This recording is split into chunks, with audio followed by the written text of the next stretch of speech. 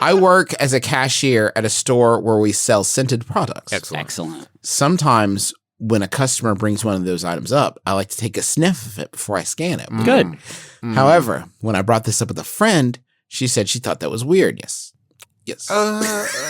Should I stop? How unintentionally uncomfortable have I made people? That's from a Wicked Whiff of the West. That's very good.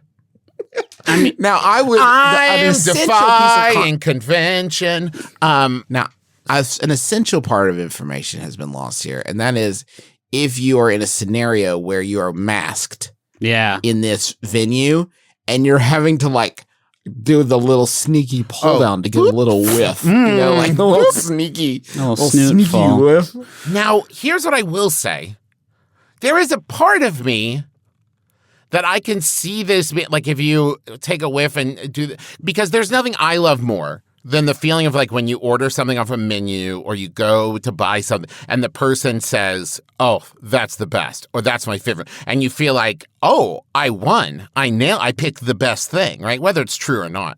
And so if you're like, smell like, oh, this is my favorite one in the whole store, I could see that adding to the customer experience. Right. But it also depends on how deep you huffing, right? Because if you're like, oh, a candle, and you're like, oh, I love this one. But if you're like, then it's like, oh, no. I think when it is your huff. Yeah, we can probably, how deep is your huff? How deep? Okay, stop. This is a very musical episode. I want to get a Tony. Apparently, they're just handing them out.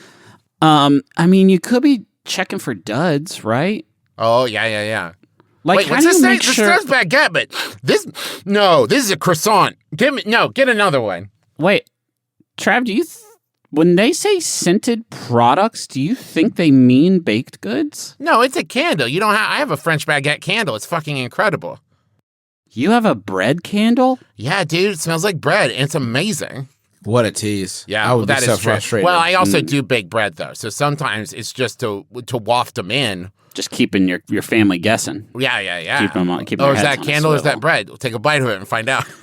I'm just saying there's no way that these people that are making these candles are able to quality control it so much that a dud doesn't sneak in there from time to time. Yeah. That there isn't just one stinker that sneaks into the batch from time to time. My other question, though, if you work in a place that's so jam-packed full of scents, are you still getting much out of the experience? Because you would think after a while, maybe at the beginning of a shift, but by interesting. 4 or 5 hours in, you must be overloaded with that stank, right? Yeah. It all just it's tough when you go into one of those places like the scent. It's just like not like it's like that. You think about it, right? Though you get a candle to smell something different, right? Like to smell like a different smell, right? That's so true. So if you combine all the candles in the shop, they're all just like different smells that you're not smelling then. So if you are outside the shop and that's like the world, like yeah. Then you go inside the shop and what you're basically getting is the anti-scent. You know, like the Oh, interesting. Like the polar opposite scent from you would get on Earth. Oh, okay. I see what you're saying. You're smelling the opposite. It's all the different smells that you're not smelling combined into one smell that is the opposite or the anti-scent of I am Earth. 1,000,000% sure we've talked about anti-stink before. Oh, definitely. Yeah. Hey, Griffin, at this point, we're like almost 600 episodes in. It's all greatest We've hits. talked about everything, dude. No, I know, hits. but are we cutting edge scientists out? Because I'm not hearing anybody else talk about anti-scent, the stink that reverses the opposite stink. The cancel stink. Well, there's Nutra-Air and like things like Febreze, right? That's what. No. We've talked about that too, because that replaces. That gives you like now it smells like lavender. I want to completely zero out. Right. I want, like you go into a padded room and it's like so quiet because they put like the, acoustic stuff everywhere and like there's nowhere for sound to bounce off. I want that for smell. But we have definitely What would the opposite MBMBAM? Because I feel like this brings us like, so at this point, then we've talked about everything there is. Yes, correct. Yeah. If we're making an opposite of this show, is it like heavily researched, alternate reality, murder mystery? Okay.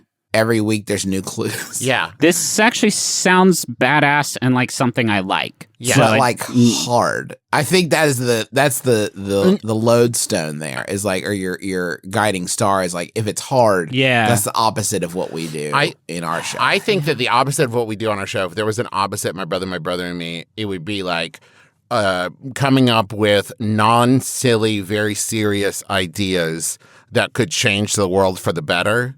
And then that would then funnel through a pipeline to our show, and we would just ruin them by talking about like, oh, that rhymes with fart or whatever. The opposite of our show is like TED Talk. Yeah. It's like short and to the point, helpful, smart. Doesn't ramble, stays on topic. Doesn't like visual aids. Oh, yeah. Like, I mean, the TED Talk is like the opposite. It'd be like if Joe Rogan was like wicked smart instead. Because like we're also we're also dumb, like in a different way. Yeah, but we're dumb in a non-threatening sense. But he doesn't write it. This is what I'm saying. It would need to be scripted. Yeah, it would need to be scripted. If it's gonna be the opposite of our show, it would be scripted, well rehearsed. Diverse. Oh, definitely. Yeah. Yeah, I mean, it's hard to get less diverse. Right, yeah. we share DNA. We're like a printing error away from each other. You got to clean your nozzle heads on this one.